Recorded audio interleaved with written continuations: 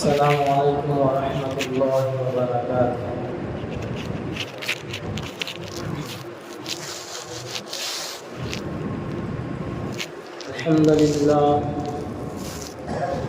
الحمد للہ وحدہ والصلاة والسلام علی من لا نبی بعدہ، اما بعد فقد قال اللہ تبارک وتعالی فی القرآن المجید والفرقان الحمید: اعوذ باللہ من الشیطان الرجیم، بسم اللہ الرحمن الرحیم۔ الف لام میم ذلک الکتاب لا ریب فیہ ھدی للمتقین۔ وقال تعالی فی مقام آخر: انا نحن نزلنا الذکر وانا له لحافظون۔ وقال تعالى في مقام آخر: ولقد يسرنا القرآن للذكر فهل من مدكر۔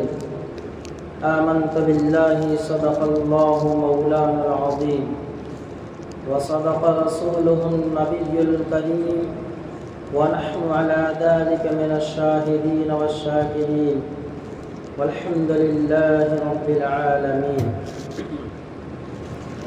سبحانك لا علم لنا إلا ما علمتنا إنك أنت العليم الحكيم۔ رب اشرح لي صدري ويسر لي أمري واحلل عقدة من لساني يفقهوا قولي۔ اللهم صل على سيدنا مولانا محمد وعلى آل سيدنا مولانا محمد وبارك وسلم۔ بزرگان محترم، عزیز ساتھیوں،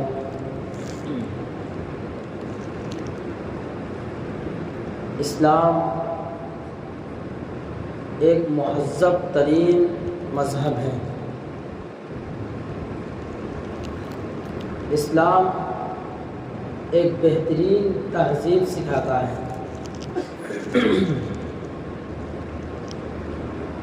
اور اس تہذیب اور اس طریقے اور اس کردار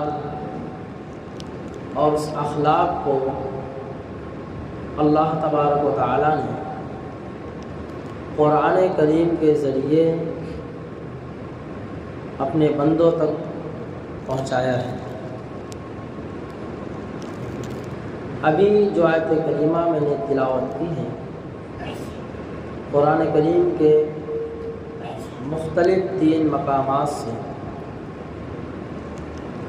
ان میں قرآن کریم کی عظمت، اس کی اہمیت، اس کی افادیت، اس کے مقاصد کو بیان فرمایا گیا ہے۔ اللہ تبارک و تعالی نے قرآن کریم کے بارے میں سب سے پہلی چیز جو ارشاد فرمائی ہے کہ الف لام میم ذالک الکتاب لا ریب فیہ، یہ وہ کتاب ہے جس میں کسی بھی شک و شبہ کی کوئی گنجائش ہے ہی نہیں۔ ھدی للمتقین، متقیوں کے لیے ہدایت ہے۔ یوں تو دنیا میں ہر ایک دوسرے سے، اپنے مقابل سے اپنے حقوق کا مطالبہ کرتا ہے، اور اللہ تبارک و تعالی نے حقوق کو نافذ بھی فرمایا ہے۔ جیسے اولاد کے اوپر والدین کے حقوق ہیں، والدین کے اوپر اولاد کے حقوق ہیں۔ ایک ہے حقوق اللہ اور ایک ہے حقوق العباد۔ حقوق اللہ، اللہ تبارک و تعالیٰ کے فرائض کردہ احکامات ہیں، نماز، روزہ، حج، زکوٰۃ، یہ اللہ تبارک و تعالیٰ کے فرائض ہیں، حقوق اللہ ہیں۔ اور ایک ہے حقوق العباد،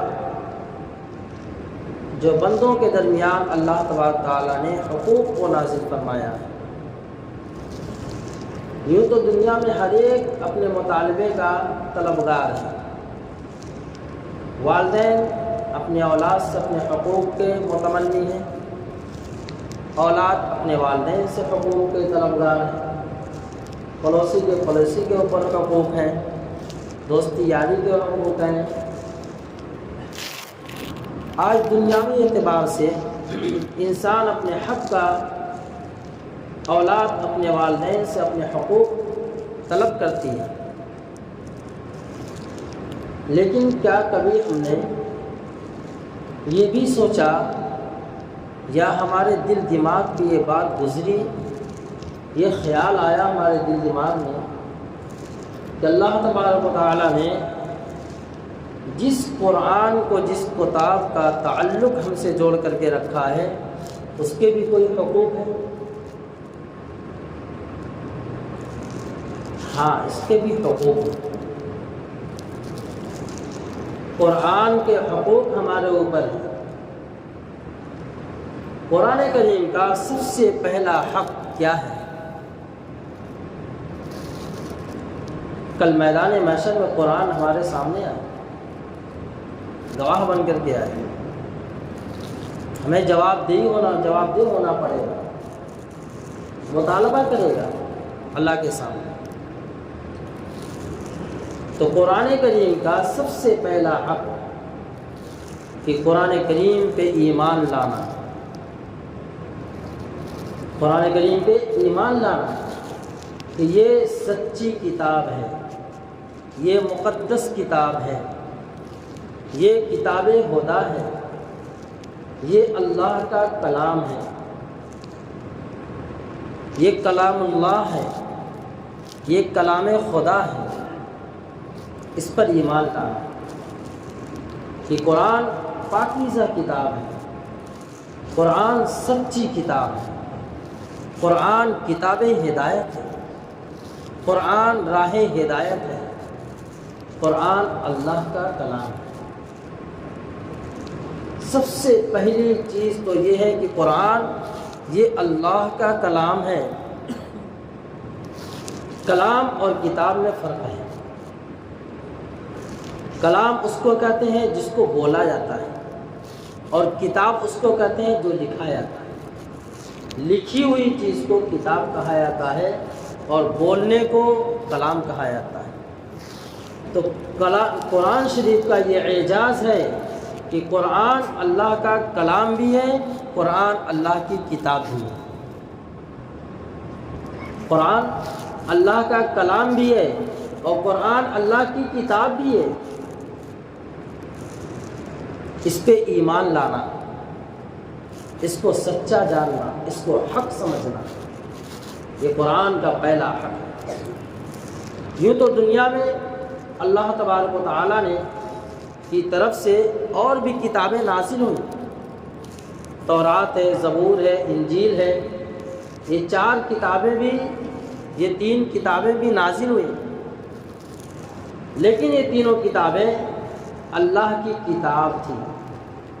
حضرت موسیٰ علیہ السلام پر تورات نازل ہوئی تخت کے شکل میں، اللہ نے براہ راست تخت نازل فرمایا۔ انجیل کتابی شکل میں نازل ہوئی، زبور داؤد علیہ السلام تک کتابی شکل میں نازل ہوئی۔ جبریل امین کے ذریعے اللہ تبارک تعالیٰ نے یہ نسخہ نازل فرمایا، اس لیے وہ کتاب تھی، وہ کتاب تھی۔ اور ایک اور چیز ہے کہ کتاب ہونے کے ساتھ ساتھ اللہ تبارک و تعالیٰ نے اس کے بارے میں یہ نہیں فرمایا کہ انا نحن نزلنا الذکر وانا لہ لحافظون، اس کے بارے میں نہیں فرمایا کہ ذالک الکتاب لا ریب فیہ ھدی للمتقین، وَلَقَدْ يَسَّرْنَا الْقُرْآنَ لِلذِّكْرِ فَهَلْ مِن مُّدَّكِرٍ، وہ 3 کتابوں کے بارے میں نہیں فرمایا۔ وہ برحق کتاب تھی، قیامت تک سچا جاننا، اس کو حق جاننا، یہ مسلمانوں کا، ایمان والوں کا فریضہ ہے۔ لیکن قرآن کریم وہ کتاب ہے کہ جو اللہ کا کلام بھی ہے اور اللہ کی کتاب بھی ہے۔ تمام کتابوں میں رد و بدل تو ہوا، لوگوں نے کتابوں کو بدلا، اس کے نسخے کو بدلا، اس کے الفاظ کو بدلا، اس کے احکامات کو بدلا، اس کے اندر نصائح کو بدلا۔ جب جب کتاب چھپتی تب تب الگ الگ نسخے، الگ الگ باتیں اس کے اندر ہوا کرتی ہیں۔ لیکن قرآن کا یہ کھلا ہوا چیلنج ہے کہ قیامت تک اس کا کوئی ایک نقطہ، کوئی ایک زیر زبر، کوئی ایک حرف بھی اگر بدلنا چاہے تو اپنے پیر، اپنے ہاتھوں سے اپنے سر پہ کلاڑی مارنے والا ہو۔ کہ قرآن وہ سچی کتاب ہے، وہ زندہ جاوید معجزہ ہے قرآن۔ جس نے قرآن کو بدلنے کی کوشش کی اس کی زندگی بدل گئی، اس کا کلمہ بدل گیا، اس کی نماز بدل گئی، اس کے پڑھنے کے طریقے بدل گئے، اس کے جینے کے طریقے بدل گئے، یہاں تک کہ وہ راہ راست سے، راہ ہدایت سے بھٹک چکا۔ قرآن کو بھی لوگوں نے بدلنے کی کوشش کی ہے، لیکن اللہ نے پہلے ہی کہہ دیا اِنَّا نَحْنُ نَزَّلْنَا الذِّكْرَ وَإِنَّا لَهُ لَحَافِظُونَ، کہ ہم نے اس کو نازل فرمایا ہے اور ہم ہی اس کی حفاظت کرنے والے ہیں۔ تو قرآن کریم پہ ایمان لانا، تو اس کو حق سمجھنا، اس کو سچ سمجھنا۔ لیکن افسوس ہے کہ آج ہم مسلمانوں کے گھر میں قرآن کے نسخے نہیں، قرآن گھر میں موجود نہیں۔ کتنے مسلمان ایمان والے کے گھر ایسے ہو گئے جس میں اس کے گھر کے اندر اللہ کا کلام موجود ہے؟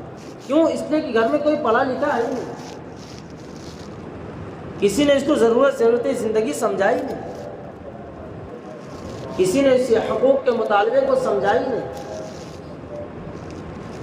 تو قرآن کا پہلا حق یہ نکلا کہ قرآن پر ایمان لایا جائے، اس کے ایک ایک حرف کو، ایک ایک نقطے کو حق اور سچ سمجھا جائے۔ اور دوسری چیز، قرآن کے بارے میں آتا ہے کہ حجاج بن یوسف ایک ظالم و جابر بادشاہ جس نے لاکھوں علماء کا قتل کروایا۔ کیوں کروایا وہ نہیں معلوم، یہاں تک کہ صحابہ کے خون بھی اس نے گروائے، لیکن علماء نے اس کے ایک عظیم کارنامے کو کتابوں میں درج کیا ہے کہ اس زمانے میں قدیم پرانے عربی جو خصلت تھی، جو لکھاوٹ تھی، اس کے اندر زیر زبر اور نقطہ نہیں تھا، اعراب نہیں تھا، اعراب سے خالی تھا۔ حجاج بن یوسف نے اپنی زندگی میں ضرورت سمجھا، محسوس کیا کہ عرب تو اس کو پڑھ لیتے ہیں، عجم کو پڑھنے کے لیے زیر زبر اور نقطوں کی ضرورت ہے۔ چنانچہ اس نے یہ کام کرنا شروع کیا۔ جب اس کام کو کرنے کے لیے علماء کو اکٹھا کیا تو کچھ یہودی علماء بھی کھڑے ہو گئے اور حجاج بن یوسف کے پاس آئے اور آ کر کے کہا تم تو ایک بڑا کارنامہ انجام دینے جا رہے ہو، ایک بڑا کارنامہ انجام دینے جا رہے ہو، لیکن ہماری تم سے ایک گزارش ہے۔ پوچھا کہ کیا بات ہے، عرض کرو کیا چیز ہے۔ تو ان لوگوں نے کہا، یہودی عالموں نے کہا، قرآن کریم کے اندر ایک واقعہ نقل کیا گیا ہے سورہ کہف کے اندر، حضرت موسیٰ علیہ السلام اور حضرت خضر علیہ السلام کا۔ حضرت موسیٰ علیہ السلام کی ملاقات حضرت خضر علیہ السلام سے ہوئی اور اللہ تبارک تعالیٰ نے دونوں کو دوست بنا کر سفر کرنے کا حکم دیا۔ چنانچہ سفر کرتے کرتے ایک بستی میں پہنچے اور اس بستی والوں سے حضرت موسیٰ علیہ السلام اور حضرت خضر علیہ السلام نے کھانا مانگا، کھانا طلب کیا، تو بستی والوں نے کھانا دینے سے انکار کر دیا۔ یہ واقعہ، انکار کرنے کا واقعہ قرآن کریم میں موجود ہے۔ اور وہ انکار کرنے والے کون تھے؟ وہ شاید یہودی ہی رہے ہوں گے۔ جب تو یہودی عالم آئے اور وہ لفظ ہے جو موجود ہے فَأَبَوْا أَن يُضَيِّفُوهُمَا، ان دونوں مہمان کو کھانا دینے سے ان بستی والوں نے انکار کر دیا۔ اور یہودی عالم آئے اور آ کر کے کہا ہماری ایک درخواست ہے، قرآن کریم کو وہ جو تم ابھی اعراب لگوانے جا رہے ہو، زبر زیر اور نقطہ لگوانے جا رہے ہو، ہماری درخواست ہے کہ فَأَبَوْا جو لفظ ہے، ابو کے معنی آتے انکار کرنے کے، اس با کے نقطے کو نیچے سے ہٹا کر اوپر دو نقطہ لگا دیں، جس کے معنی ہو جائے گے کیا کہ ان لوگوں نے کھانا دیا ان لوگوں کو۔ حجاج بن یوسف کا اتنا سننا تھا کہ فوراً کہا کہ رکو ٹھہرو، میں ابھی آتا ہوں، تمہاری مہمان نوازی کرتا ہوں۔ تو جلاد تھا ہی، ہر وقت اس کے ہاتھ میں تلوار ہوتی تھی، اس کے حواریین تلوار ہمیشہ تان کے کھڑے رہتے تھے۔ گئے گھر کے اندر اور تلوار لے کر کے آئے اور کہا کہ بولو کیا کہتے ہو؟ تو ان لوگوں نے کہا، یہودی عالموں نے، ہماری یہ منشا ہے کہ یہ ایک نقطہ جو با کے نیچے ہے اس کو ہٹا کر اوپر نقطہ لگا دیا جائے، فَأَتَوْ کر دو، اور ایک نقطہ اور بنا دو، فَأَتَوْ کر دو، تا بنا دو اس کو، تو تمہارا بھی کام بن جائے گا اور ہماری دلجوئی بھی ہو جائے گی اور ہمارے آباء و اجداد کی ناک بھی نہیں کٹے گی، ان کا سر اونچا کا اونچا رہ جائے گا۔ حجاج بن یوسف نے کہا کہ تم نے کیسی بات اپنی زبان سے نکالی ہے، جس کلام کے بارے میں اللہ نے کہا اِنَّا نَحْنُ نَزَّلْنَا الذِّكْرَ وَإِنَّا لَهُ لَحَافِظُونَ، کہ میں اس کی حفاظت کا ذمہ لیتا ہوں۔ تو جب اللہ نے اس کی حفاظت کا ذمہ لیا ہے تو تم کون ہوتے ہو؟ تم نے یہ سوچا کیسے کہ قرآن کریم کے ایک نقطے کو بدل دیا جائے؟ کتابوں میں لکھا ہے فوراً حجاج بن یوسف نے ان 10 یہودی عالموں کی گردن اڑا دی۔ یہ ہے قرآن کریم کی حفاظت کا ذریعہ۔ ایک فاسق و فاجر سے بھی اللہ تبارک تعالیٰ قرآن کی حفاظت کا ذمہ داری جو ہے لے سکتا ہے۔ تو قرآن کریم پہ ایمان لانا یہ قرآن کا پہلا حق۔ قرآن کریم کا دوسرا حق جو ہے اس کو پڑھا جائے، اس کو سیکھا جائے، قرآن کریم کے الفاظ کو پڑھا جائے، اس کو سیکھا جائے، کہ قرآن کریم کا پڑھنا ہر فرد مومن پر فرض ہے۔ قرآن کریم کا سیکھنا پڑھنا ہر فرد مومن پر فرض ہے۔ جو شخص قرآن نہیں پڑھے گا اپنی زندگی میں اللہ تبارک تعالیٰ کے اس کو جواب دہ ہونا پڑے گا، اللہ رب العزت کیا اس کو جواب دہ ہونا پڑے گا۔ تو قرآن کریم کا سیکھنا فرض ہے، یہ ذہن سے نکال دو۔ آج کی نوجوان نسل یا نئی ذہنیت کے لوگ یہ سمجھتے ہیں قرآن کریم کو صرف پڑھنے سے کیا فائدہ، قرآن کریم کی تلاوت رٹ لگانے سے کیا فائدہ، اس سے کیا فائدہ، کیا اس کا مطلب ہے، اس سے کیا فائدہ حاصل ہونے والا ہے۔ حضور نبی کریم علیہ الصلوۃ والسلام جن کے اوپر قرآن کریم براہ راست نازل ہوا، اللہ تبارک تعالیٰ کے نبی حضرت محمد صلی اللہ علیہ وسلم حضرت عبداللہ بن مسعود رضی اللہ تعالیٰ عنہ کو فرماتے ہیں کہ اب عبداللہ بن مسعود آؤ تم مجھے قرآن سناؤ۔ عبداللہ بن مسعود رضی اللہ تعالیٰ فرماتے ہیں کہ اے میرے محبوب صلی اللہ علیہ وسلم، قرآن تو آپ کے اوپر نازل ہوا ہے اور آپ مجھ سے قرآن کو سنانے ہو کیا؟ کہا عبداللہ بن مسعود یہ اللہ کا کلام ہے، تمہاری زبان سے بڑا اچھا لگتا ہے، تم قرآن پڑھو، مجھے تمہاری زبان سے سننے کا ذکر ہے۔ اور خود نبی علیہ الصلوۃ والسلام نے فرمایا قرآن کریم کو دیکھ کر پڑھنے سے بھی ہر حرف پہ ایک نیکی ہے۔ کون کہتا ہے قرآن کریم کے الفاظ کو پڑھنے سے ثواب نہیں ملتا؟ بیکار ہے۔ اگر کسی نے ایسا ذہن رکھا اور ایسی بات کیا تو نبی علیہ الصلوۃ والسلام کی اس حدیث کا انکار ہوگا، اور اللہ کے نبی کی ایک حدیث کا انکار کرنے والا کفر سے خالی نہیں ہے۔ تو قرآن کریم کا دوسرا حق اس کے الفاظ کو سیکھا جائے، اس کو پڑھا جائے، اور تیسرا حق ہے قرآن کریم کو سمجھنے کی کوشش کی جائے۔ کہ اللہ تبارک تعالیٰ نے مسلمانوں کے زندگی گزارنے کے سلیقے اور طریقے اس کے اندر بیان فرمائے، قانون اسلام، قانون الہی اس کے اندر ہے، اس کو پڑھو، اس کو سمجھنے کی کوشش کرو۔ اللہ تبارک تعالیٰ نے ہمارے جینے کے سلیقے اس کے اندر بتلائے۔ آج مسلمان ہر طرف در کی ٹھوکریں کیوں کھا رہا ہے؟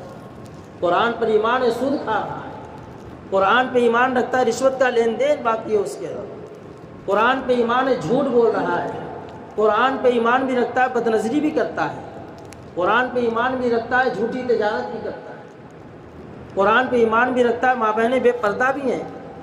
قرآن پڑھیں تو پتہ چلے نا کہ اللہ تبارک تعالیٰ نے ماں بہنوں کے ساتھ، عورتوں کے ساتھ کیا معاملہ کرنے کا، پردے کا حکم کیا فرمایا۔ قرآن کے اندر جو احکامات ہیں، جو عمل کرنے کو کہا گیا وہ فرائض میں سے ہے۔ تو پردے کا حکم اللہ نے قرآن کے اندر نازل فرمایا۔ میرے عزیز ساتھیوں، قرآن کو سمجھنے کی کوشش کرو، علماء کے پاس بیٹھو، ان سے قرآن کم سے کم اتنا تو ضرور سیکھ لو کہ جو صورتیں تمہیں یاد ہے، جو نماز کے اندر صورتیں چھوٹی چھوٹی پڑھتے ہو، اس کے ترجمے، اس کے مطلب کو سیکھنے کی کوشش کرو۔ ہاں اس سے منع کیا گیا قرآن کے اندر اپنی عقل گھوڑے مت دوڑانا ورنہ گمراہ ہو جاؤ گے۔ اللہ کے نبی صلی اللہ علیہ وسلم نے فرمایا کہ بہت سی قومیں ایسی ہیں جنہوں نے قرآن کریم کو صحیح سمجھ کر کے راہ ہدایت پہ چلے گئے، اور بہت سی قوم ایسی ہے جنہوں نے اسی قرآن کے اندر اپنی عقل گھوڑے دوڑائے اور گمراہ ہو گئے۔ قرآن خود کہتا ہے یضل بہ کثیرا ویہدی بہ کثیرا، اسی قرآن کو پڑھ کر لوگ گمراہ بھی ہوئے اور اسی قرآن کو پڑھ کر لوگ راہ ہدایت پہ بھی آئے۔ تو اس لیے کہا گیا سمجھنے والے سے قرآن کو سمجھو۔ علماء اکرام نے تفسیریں لکھ دی ہیں، پڑھو اور اس کو سمجھنے کی کوشش کرو۔ اور اس کا چوتھا حق یہ ہے کہ قرآن کریم کے اوپر عمل کیا جائے، سمجھنے کے بعد اس پہ عمل کرنا کہ اللہ تبارک تعالیٰ نے ہم سے کیا کہا ہے۔ ہر نماز میں جو ہم یہ کہتے ہیں ایاک نعبد و ایاک نستعین، اللہ ہم تیری ہی عبادت کرتے ہیں، تجھی سے مدد طلب کرتے ہیں، اس کے مطلب کو سمجھو کیا کہہ رہے ہیں ہم اللہ سے ہر نماز میں یقین کے ساتھ کہتے ہیں ایاک نعبد و ایاک نستعین، اللہ ہم تیری عبادت کرتے ہیں، تجھی سے مدد طلب کرتے ہیں، کسی اور سے مدد نہیں مانگتے، کسی اور کو حاجت روا نہیں مانتے، کسی اور کو مشکل کشا نہیں سمجھتے، کسی اور کو روزی رسا نہیں سمجھتے، ہم تجھی سے مدد مانگتے ہیں۔ لیکن ہمارا حل کیا ہے؟ نہ سمجھنے کی بنیاد کی وجہ سے ہمارے ہاتھ کہیں اور پھیلے ہوئے ہیں، ہماری زبان کسی اور کے سامنے چلتی ہے، ہم نے کسی اور کو مشکل کشا حاجت روا سمجھ لیا ہے۔ اللہ تبارک تعالیٰ کی ذات سب کچھ ہے، ایاک نستعین، ہم تجھی سے مدد طلب کرتے ہیں۔ اور پانچواں حق یہ ہے سمجھنے کے بعد اس کو دوسروں تک پہنچانے کی فکر کی جائے، اس کو سمجھایا جائے، اس کو بتایا جائے۔ علماء اکرام اس کی اشاعت کرتے ہیں مکاتب کے اندر قرآن سمجھایا جاتا ہے، مدرسوں کے اندر قرآن کو پڑھایا بھی جاتا ہے اور قرآن کو سمجھایا بھی جاتا ہے، بتایا بھی جاتا ہے موٹے موٹے انداز میں۔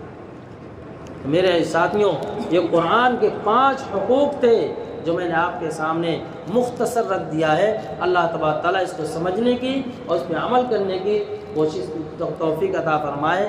وآخر دعوانا الحمد للہ رب العالمین۔